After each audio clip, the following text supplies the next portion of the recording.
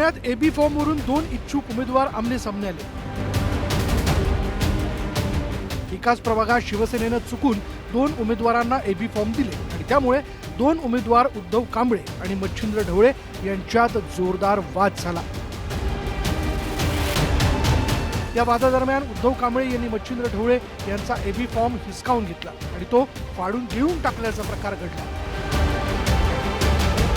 अखेर पोलिसांनी हस्तक्षेप करत परिस्थिती नियंत्रणात आणली। निवडणूक प्रक्रियेत गोंधळ आणि सरकारी कामात अडथळा आणल्याप्रकरणी उद्धव कांबळेंना पोलिसांनी ताब्यात घेतलं, तसंच त्यांच्यावर गुन्हा दाखल करण्यात आला।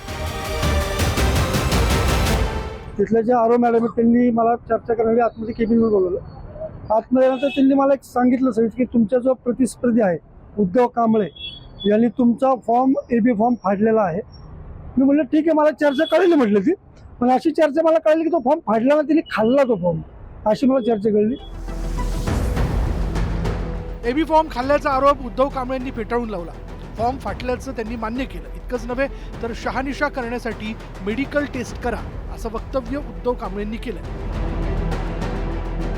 पोलीस प्रशासनाला डीसीपींना बी भेटणार आहे आणि मी सांगणार आहे की जर मी जर फॉर्म खाल्लाय तर 100% माझी मेडिकल झाली पाहिजे। माझी पोटामध्ये जर फॉर्म आढळला असेल तर 100% माझी करून मी म्हणतोय मी खाल्लेलं नाही, जर आढळला तर माझ्या 100% कायद्याने गुन्हा दाखल व्हायलाच पाहिजे आणि जर तसं नसेल तर तो रीतसर त्यांनी गुन्हा दाखल जो करण्याचा प्रयत्न केला तो माघारी घेतला पाहिजे।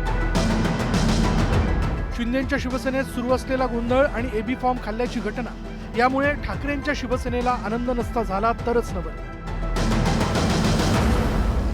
हे त्या पक्षाची संस्कृती आणि कल्चर आहे। डुप्लिकेट एबी फॉर्म गिळणं। आता त्यांचे नेते पैसे गिळतात कोट्यावधी आणि फॉर्म गिळला त्या माध्यमातून।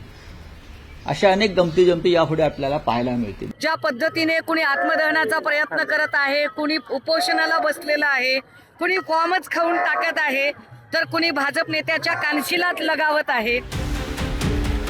एबी फॉर्म मिळवण्यासाठी सर्वत्रच उमेदवारांची पळापळ सुरू आहे। नाशिकमध्ये तर भाजपच्या इच्छुक उमेदवारांनी एबी फॉर्म घेऊन जाणाऱ्या आमदाराच्या कारचा पाठलाग केला होता। नेते ज्या बंगल्यात बसले होते त्या बंगल्याचं गेट तोडून कार्यकर्त्यांनी आत प्रवेश केला होता।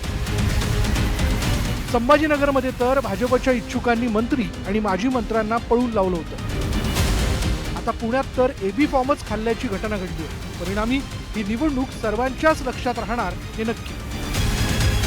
Bureau report, news 18 Lokmat.